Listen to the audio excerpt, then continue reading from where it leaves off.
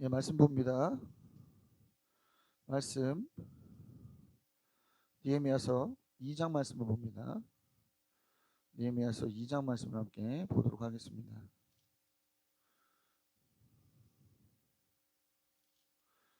느헤미야서 2장 함께 읽겠습니다. 아닥사스다 왕 20년 니산월에 나는 왕에게 술을 따르는 일을 맡았다. 왕에게 술을 따라드리는 어느 날 왕께서 나의 안색이 평소와 달리 좋지 않은 것을 보시고는 안색이 좋지 않구나.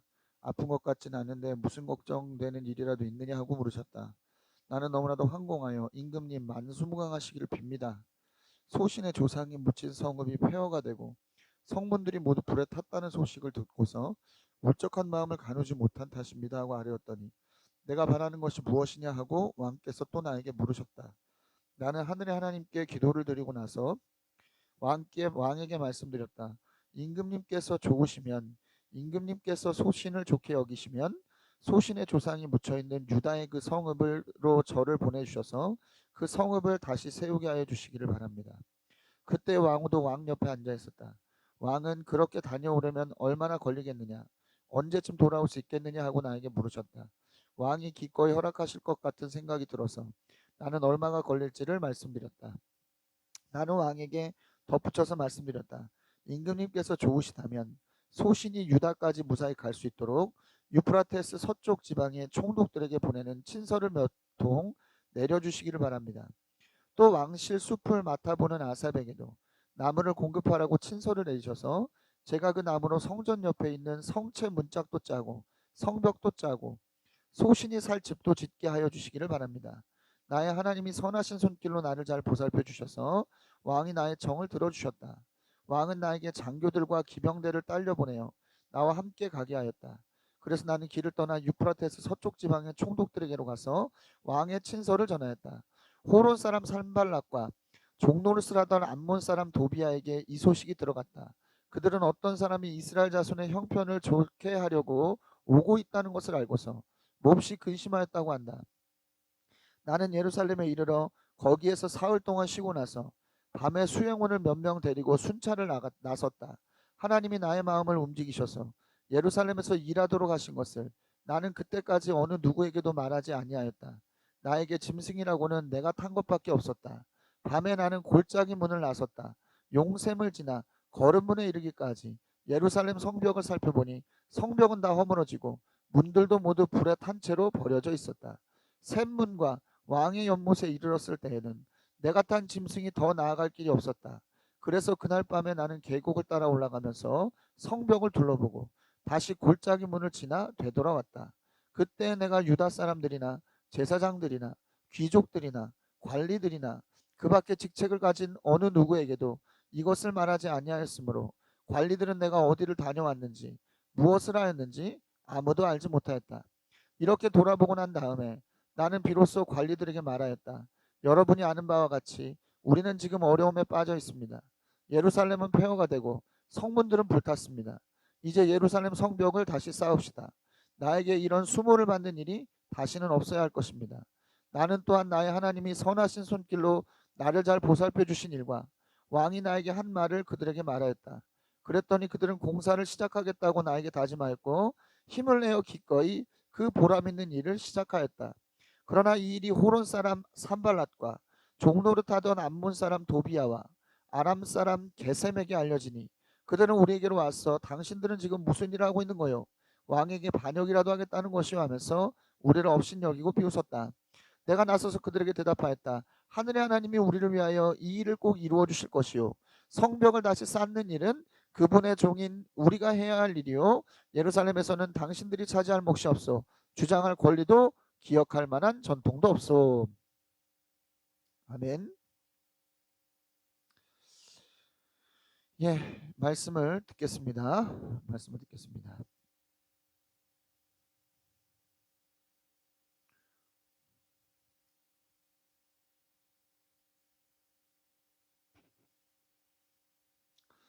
여러분, 하나님을 위해서 여러분 하나님을 위해서 행동할 줄 아는 것이 진정한 성도라고 할 수 있죠. 예. 마음만 가지고 있는 것이 아니라 행동할 수 있는 것이 진정한 성도입니다. 어떻게 하면 이런 성도가 될 수 있는가? 우리는 느헤미야를 통해서 지난 시간에도 이런 부분들을 좀 살펴본 바가 있고요. 오늘도 좀 이런 부분들을 좀 깊이 살펴보려고 합니다. 하나님께서 찾으시는 사람은요, 말하는 사람이 아닙니다. 행동하는 사람이에요. 하나님께서 바라시는 것은요, 말로 그치는 것이 아니라 여러분 행함으로 이어지는 것을 하나님 바라세요. 자, 어떻게 이러한 사람, 행동하는 사람 될 수 있는지 오늘 말씀을 통해서 깊이 한번 생각해 보도록 하겠습니다. 첫 번째 단락입니다. 1에서 10절입니다. 예루살렘으로 돌아가는 느헤미야입니다. 예루살렘으로 돌아가는 느헤미야. 여러분 아닥사스다 왕 아닥사스다 왕 20년에 니산월에 나는 아닥사스다 왕에게 술을 따라드리는 그러한 일을 했다라고 1절에서 기록하고 있어요. 자, 그런데 느헤미야의 안색이 평소보다 좋지 않았다. 그것을 왕이 보고 느헤미야에게 물었다는 거죠. 왜 안색이 좋지 않느냐고. 여러분 이건 좀 상당히 파격적인 일을 할 수 있어요. 여러분 술 맡은 관원장에 술 맡은 관리에 안색이 달라졌다는 것은 반란으로 오해받을 수 있는 여지가 있었던 일이기 때문이죠. 여러분 생각해 보세요. 왕에게 술을 따라드린다. 여기에 독을 탈 수도 있고요. 여기에 무언가를 할 수 있잖아. 그렇기 때문에 늘 술 맡은 관리는 주목을 받을 수밖에 없는 그런 사람인데요. 그 사람의 안색이 달라졌다? 그렇다면 뭔가 이 사람이 지금 일을 꾸미고 지금 그것 때문에 전전긍긍하는 거 아닌가? 이런 생각을 할 수 있기 때문에 반란으로 오해받을 수 있는 그런 일이었다라는 거죠. 굉장히 이게 위험한 일이었다라는 거죠. 그런데도 어떻게? 왕이 그것을 반란을 꾸미고 있구나. 너 지금 뭔가 감추는 게 있구나. 이렇게 보는 게 아니라 어떻게 봤다? 느헤미야에게 무슨 일이 있느냐? 네 개인적인 무슨 일이 있구나. 이렇게 물었다는 것은 뭐예요? 왕이 느헤미야에게 얼마나 신뢰를 갖고 있었는가를 보여주는 그런 아주 단적인 모습이라고 할 수 있다는 거죠. 자, 그렇기 때문에 느헤미야는 황공해하면서 이유를 밝힙니다. 왕의 이런 배려가 느껴지니까 황공할 수밖에 없었겠죠. 그러면서 자신의 안색이 좋지 않았던 이유를 아주 분명하게 말합니다. 자, 소신의 조상이 묻힌 성읍이 폐허가 되고 성문들이 모두 불탔다는 소식을 듣고서 울적한 마음을 가누지 못했습니다. 이렇게 대답을 했어요. 여러분 고대에는 그랬답니다. 조상들의 무덤에 문제가 생겼다고 하는 것은 굉장히 큰 일이었다라고 받아들였다 그래요. 굉장히 큰 일로 받아들였다고 합니다. 그래서 왕은 지금 느헤미야가 엄청난 일을 지금 겪고 있구나. 그것을 어떻게 할 수 있었다? 캐치할 수 있었다라는 것이죠. 자, 그래서 왕은 자신에게 바라는 것이 무엇이냐라고 느헤미야에게 묻습니다. 자, 이때가 중요해요. 왕의 이러한 말은 굉장히 중요한 순간을 의미하죠. 왜 그렇습니까? 잘못 말하면 뭔가 왕이 들어줄 것 같아. 근데 이거 잘못 말하면 거절할 수도 있잖아. 이거 제대로 말해야 되는데 어떻게 말해야 되지? 왕이 혹시 내 말을 싫어하면 어떡하지? 이 말이 왕의 노여움을 사는 말이면 어떡하지? 이런 생각들이 몰려들게 될 수밖에 없으니까. 여러분 그렇습니다. 무언가를 결정해야 되는 중요한 순간에 서게 되면요, 누구나 여러 가지 생각에 빠지게 돼요. 나의 이런 생각이, 나의 이런 행동이, 나의 이런 말이 혹 부정적인 결과를 가져오면 어떡하나. 두려움에 빠지게 되기 때문이죠. 그럴 때 우리는 어떻게 해야 되느냐? 느헤미야처럼 해야 됩니다. 하나님께 기도를 드리고 나서 말했다라는 거죠. 자, 느헤미야의 선택은 먼저 기도하는 거였어요. 찰나의 순간이었지만 그는 하나님의 인도하심을 구한 겁니다. 그리고 이러한 기도를 통해서 그는 두려움을 극복할 수 있었다라는 거예요. 여러분 하나님의 나라를 위해서 나아가는 사람들에게 이러한 느헤미야의 태도는 너무나 중요합니다. 왜 그렇습니까? 여러분 한번 생각해 보세요. 하나님의 나라를 위해서 우리가 무언가를 결단하고 결정할 때 얼마나 많은 마음에 마음에 여러 가지 생각들이 들어옵니까? 왜 마음의 생각들이 들어오죠? 이거 나에게 이렇게 하면은 분명히 내가 손해를 볼 것 같은데, 이렇게 하면 나한테 정말 문제가 찾아올 것 같은데, 이런 생각들이 들기 때문에, 이런 불안한 생각이 들기 때문에 우리는 하나님 앞에서의 선택도 굉장히 어떻게 되죠? 조심스럽고, 두려울 수밖에 없는 거죠. 그럴 때 우리는 어떻게 해야 됩니까? 기도해야 되는 겁니다. 그래야 불안함과 두려움을 떨치고 하나님께 주시는 온전한 은혜 가운데로 나아갈 수 있는 겁니다, 여러분. 느헤미야는 그랬다는 거예요.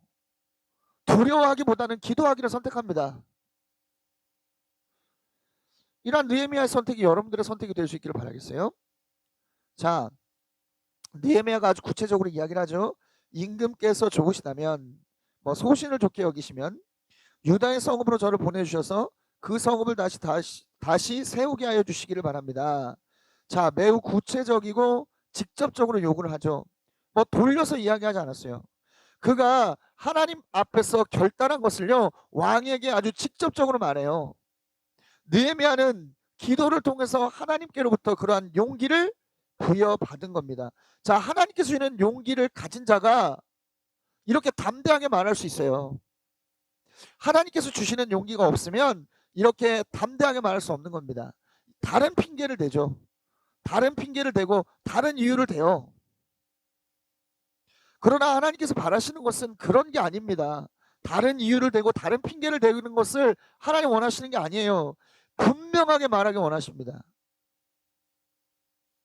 승리하는 여러분들 되시기 바라겠어요. 자, 왕이 다녀오면 얼마나 걸리겠는가를 묻습니다. 자, 왕이 허락할 것으로 생각한 느헤미야는 기간을 말하죠. 그리고 덧붙여서 유다까지 무사히 갈 수 있도록 지방의 총독들에게 보내는 친서 몇 통과 왕실 숲을 맡아서 보는 아사비기도 나무를 공급해 달라고 친서를 보내달라고 부탁을 합니다. 그래서 그 나무를 통해서 성전 옆에 성체문, 성벽, 느헤미야가 살 집을 지을 수 있도록 해달라고 요청하고 있어요. 하나님의 은혜가 시작되었다는 것을 느낀 느헤미야는 더 구체적이고 과감한 요구사항들을 이야기하기 시작해요. 정말 과감하죠. 정말 과감해요. 자, 하나님께서는 선하신 손길로 잘 보살펴 주셔서 왕이 느헤미야의 청을 들어주도록 인도해 주고 계십니다. 여러분, 아무리 느헤미야의 요구라고 하더라도 들어주기가 참 어려운 요청이었을 텐데도 왕은 느헤미야의 요구사항을 들어줬어요. 하나님의 선하신 손길이 아니었다면 절대로 일어날 수 없는 일이죠. 여러분, 비전을 가지고 기도하면서 용기를 낸 사람을 하나님은 도와주세요. 용기 내지 못하니까 하나님 도와주실 여지가 없는 거예요. 개입할 여지가 없는 거예요, 여러분. 여러분, 용기를 가지고 도전하십시오. 담대하게 승리하는 여러분이 될 줄을 믿습니다. 자, 왕이 장교들과 기병대를 딸려보내서 함께 가겠다고 기록하고 있고, 유프라테스 강 서쪽 지방의 총독들에게 가서 왕의 친서를 전달했다라고 기록하는 것으로 본단락이 마무리되는데요. 여러분 보십시오. 왕은 느헤미야가 요청하지 않은 것까지도 추가해서 도와주잖아요. 더해주신 하나님의 은혜를 경험합니다. 여러분, 하나님의 뜻대로 담대하게 나아가는 자만이 이런 은혜를 경험할 수 있는 겁니다. 여러분, 하나님의 나라를 위해서 기도하고 용기 내어 나아가는 사람들에게 부어주시는 하나님의 은혜는 이와 같이 무궁하다는 것을 여러분 기억하시기 바라겠습니다. 자, 호론 사람 산발랏, 종노릇하던 암몬 사람 도비아에게 이 소식이 들어가요. 그들은 유다 사람의 형편을 좋게 하려고 누군가가 오고 있다는 것을 알고서 몹시 근심했다. 자, 에스라 4장에 나오는 대적들의 모습을 떠오르게 하죠.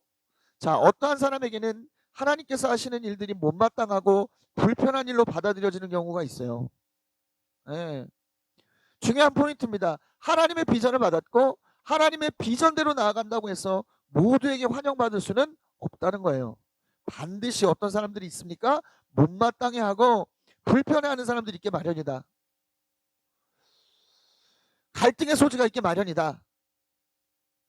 그 속에서 우리는 어떻게 해야 되는가? 이때도 하나님께 주시는 용기가 필요하다는 것을 여러분 기억하시고, 이것은 이 사람 산발락과 도비아에 관한 이야기들은 또 다음 단락에서 또 그 다음 장에서 계속적으로 이어집니다. 그때 이러한 부분들 좀 더 깊이 살펴보도록 하겠습니다.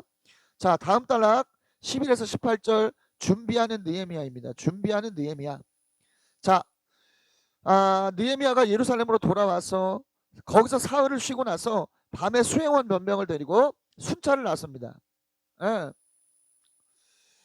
그리고 하나님이 자신의 마음을 움직이셔서 예루살렘에서 일하게 하신 것을 그때까지는 어느 누구에게도 말하지 않았다라고 기록하고 있어요. 여러분, 느헤미야가 온 목적은 예루살렘 성벽을 재건하는 것에 있죠.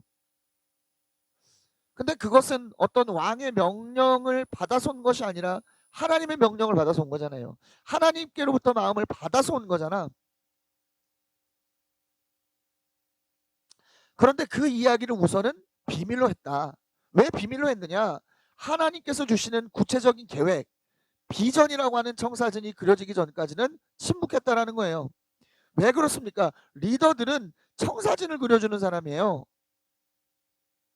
청사진이 없으면 반대에만 부딪혀서 하나님의 뜻을 온전히 감당할 수 없게 될 위험성이 있기 때문에. 여러분, 리더는 기준을 정해주는 사람입니다. 예. 틀을 만드는 사람이에요. 그렇기 때문에 뭐예요? 비전이라고 하는 명확한 하나님의 마음을 부여받는 게 중요한 거예요.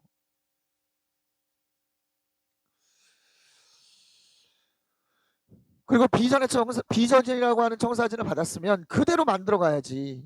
그대로 그것을 향해서 나아가야지. 이 사람 때문에 저렇게 흔들리고 저 상황 때문에 이렇게 흔들린다면 그건 비전대로 가는 게 아니지.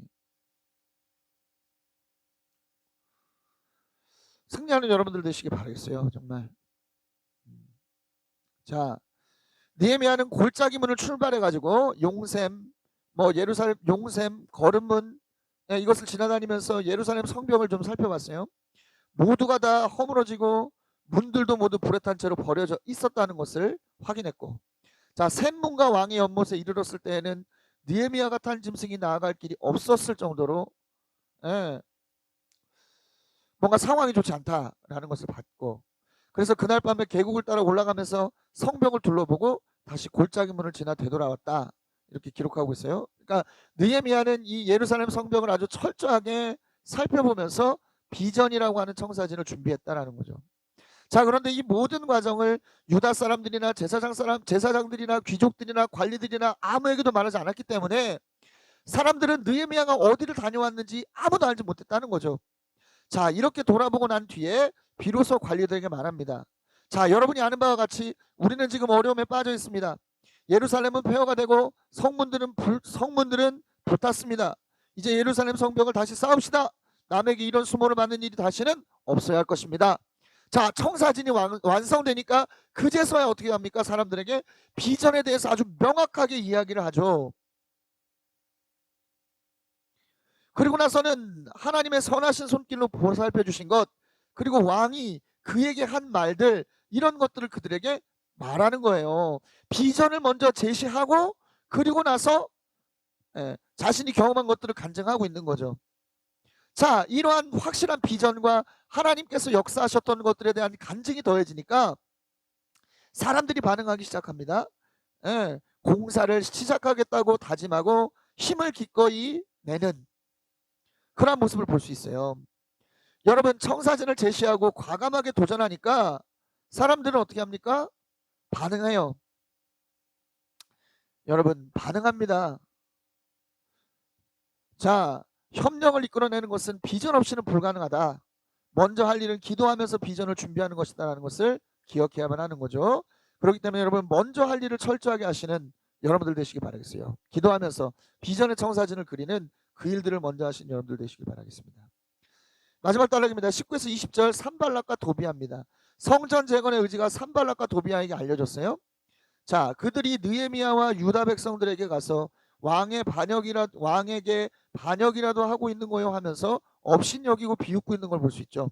대적들은 비우는 거예요. 그게 뭐야 그래. 비전을 얘기하면 야 그게 뭐야, 그게 되겠어? 이렇게 얘기를 한다니까. 그런 사람들이 대적이에요. 나의 비전을 듣고 그게 되겠어? 하는 사람들이 대적이라니까.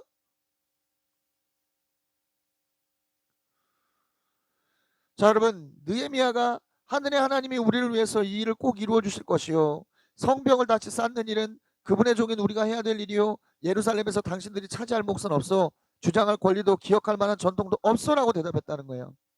여러분, 비전이 선포되니까 본격적으로 대적자들이 활동을 하죠. 여러분, 대적자들의 말과 행동을 느헤미야 어떻게 하고 있습니까? 무시하고 있어요. 그저 그가 할 일에만 집중합니다. 근데 우리는 어떤 오류에 빠지냐면요, 대적자들의 하는 말에 영향을 받아. 진짜 그런가? 진짜 그런 것 같네? 영향을 받는다니까? 그게 아니다라는 거예요, 여러분. 우리는 그저 뭐라고 떠들든지 간에 우리 할 일에만 집중하면 되는 겁니다. 왜요? 일을 이루시는 분은 하나님이시기 때문에. 하나님께 집중하는 여러분들 되시기를 바라겠어요. 여러분들이 가야 될 길을 가십시오. 바라기는 이러한 일들을 통해서 온전히 승리하게 되시는 여러분들 되시기를 그리스도 이름으로 강력히 축원합니다.